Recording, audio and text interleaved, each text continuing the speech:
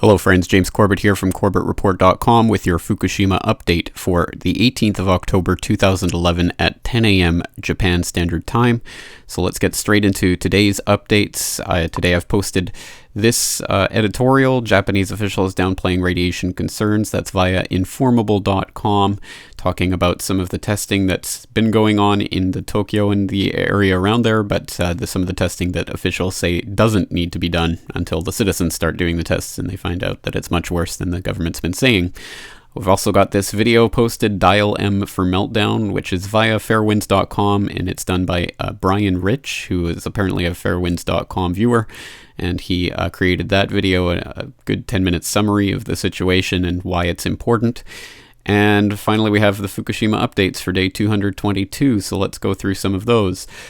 For example, I have highlighted here the October 16th, 2011 video from Miss Milky the Clown, and when we have the latest headlines from ENE News, over 20 microsieverts per hour from car sold in Chiba. We have ABC Australia, Japanese nuclear company twists public opinion, and that is a link to this video. Following the disaster at the Fukushima nuclear power plant, the role of nuclear power in Japan is a topic of hot debate. TEPCO, the power company which owns the Fukushima plant, has been heavily criticised for its response to the meltdown and for not revealing the full extent of the danger. Now, another nuclear power company has also been accused of misleading the public. The Kyushu Electric Power Co was found to have stacked public meetings with employees posing as ordinary citizens supporting nuclear power. And the minister in charge of the nuclear industry has slammed the company, condemning it for watering down an independent report that found it guilty of twisting public opinion. The ABC's North Asia correspondent Mark Willesee reports from Tokyo. The independent report into the Kyushu Electric Power Company was as unequivocal as it was damning. It found the nuclear power plant operator stacked a public meeting with undercover employees. It found Kyushu Electric had also sent in fake emails to a TV program about nuclear power. And it found the local governor had also conspired with the company to manipulate public opinion. But the company has simply shrugged off the findings. I believe it's unavoidable that there's a difference in opinion. We have our own view. In its official response to the independent findings, the company offered a watered-down report with hardly a mention of the governor's name. It prompted an angry response from the minister in charge of the nuclear industry. What were they thinking by submitting such a report to the people? They have some nerve doing this. Kyushu Electric's attempt to wriggle free of this scandal even drew a sharp rebuke from the author of the independent report. It was just arrogant. They picked only the parts which were convenient for them.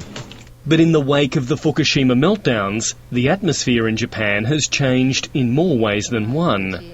And the minister is now considering ordering Kyushu Electric to resubmit its report. How can a public service company in good governance pick just the good parts from an independent report? It's a very serious problem. Kyushu Electric's audacious attempt to manipulate public opinion has only served to heighten scepticism here about the nuclear power companies, with many questioning the lengths the companies will go to promote their business interests. Mark Willesee, Lateline.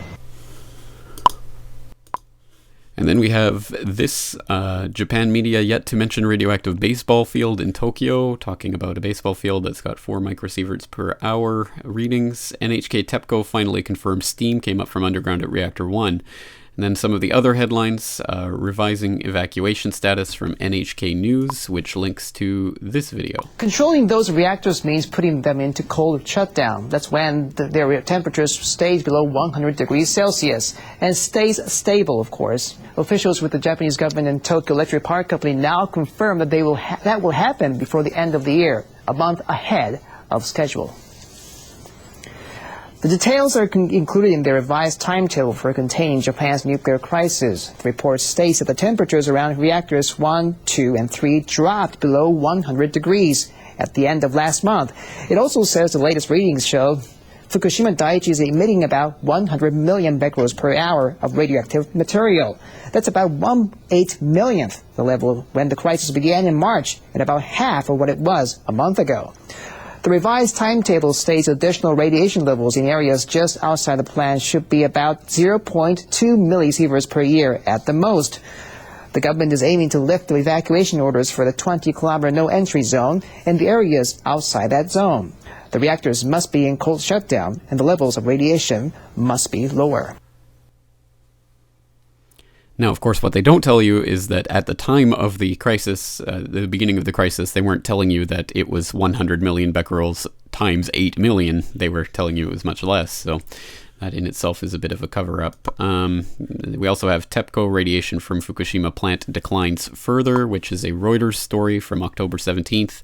The operator of Japan's tsunami-hit Fukushima nuclear power plant on Monday said the amount of radiation being emitted from the complex has halved from a month ago, in the latest sign that efforts to bring the plant under control are progressing. And finally, we have living by reactors. Japanese are split from Wall Street Journal. So those are the updates for today. And again, thank you to all those people who showed their support yesterday by signing up to become subscribers to the Corbett Report. Again, I can't do all of this without all of you.